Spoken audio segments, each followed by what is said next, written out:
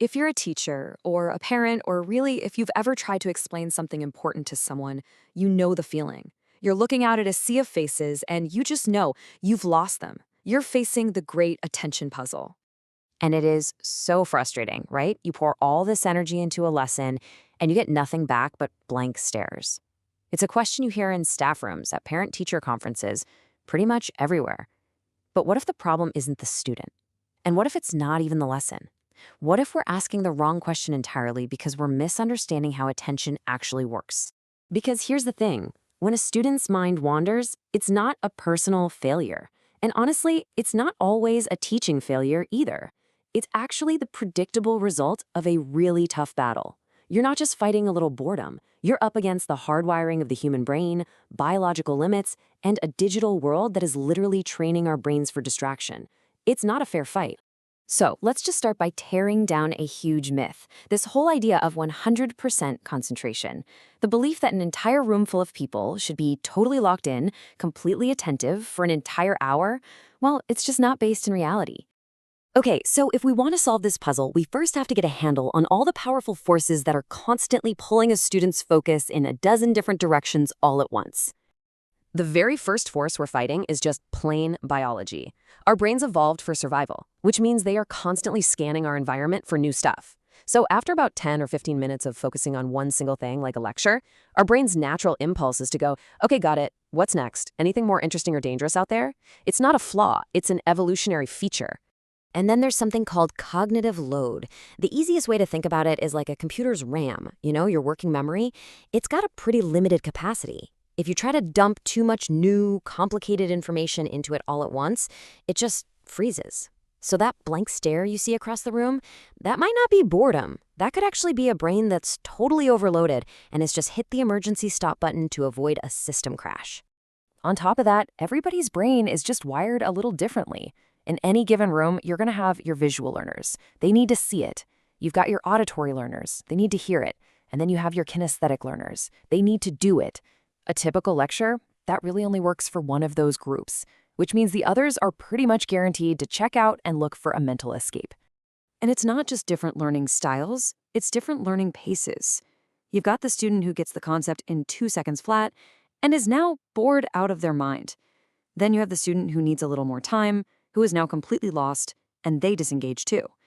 When you teach to the middle, you're always at risk of losing the people on both ends. And now for the heavyweight champion of distraction, the digital world. The slow, deliberate pace that's required for deep learning is in a constant losing battle with the rapid-fire dopamine hits we get from our phones, from social media, from those short-form videos. Our brains are literally being rewired for quick, constant stimulation. And we also have to remember, students are whole people. They're not just brains sitting in a classroom. They bring their entire lives with them every single day. Things like stress, anxiety, what's going on at home, what happened with their friends, a lack of sleep, or even just what they did or didn't eat for breakfast. All of that has a massive impact on their ability to focus. This is exactly why modern teaching is making such a big shift. We now know that passive learning, where students are just expected to sit and listen, is a surefire recipe for disengagement. So the big move towards active learning, where students are discussing things, creating, solving problems, that's a direct response to all these challenges. It doesn't fight the brain's natural tendencies, it works with them. But underneath all the strategies, here's the absolute crucial point. The brain is fundamentally an emotional organ. It pays attention to what it cares about. It's that simple. If a student doesn't feel any connection to the material or to the teacher, their brain will just naturally go into a low-energy, power-saver mode. So if 100% attention is a myth, if it's not even possible, what should we be aiming for? This is the big turning point, where we stop focusing on the problem and start embracing a new and way more effective perspective. This is the goal. Not 100% of students 100% of the time.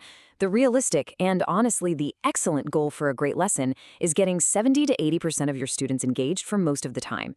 And let's be clear, this isn't about lowering the bar. It's about setting the bar in the real world. And this simple idea reframes the entire job. It's not about being a hypnotist who can maintain this unbroken state of concentration. Great teaching is actually the art of noticing when attention has drifted, and it always will, and then skillfully and repeatedly pulling it back. So how do you do that? How do you actually master this art of re-engagement? Let's dive into some powerful, really practical strategies. So here are the tools for your toolkit. And notice how that first one, changing the activity every 10 minutes, that directly hacks that 10 to 15-minute biological attention span we talked about earlier. And the rest of them, asking questions, using stories, letting students talk to each other. These are all neuroscience-backed ways to make learning active and compelling. And all of this, every one of these ideas, leads to the single most important principle of all. Attention isn't a switch you just flip on at the beginning of class. Think of it like a currency. It has to be earned moment by making the learning experience compelling enough to win that constant battle for focus. It's an ongoing negotiation with the brain. So the final takeaway here isn't a statement, it's a question for you. Whether you're in a classroom or an office or even at home, just think about this. What's one small change you can make, one new tool you can try to practice the art of earning attention tomorrow?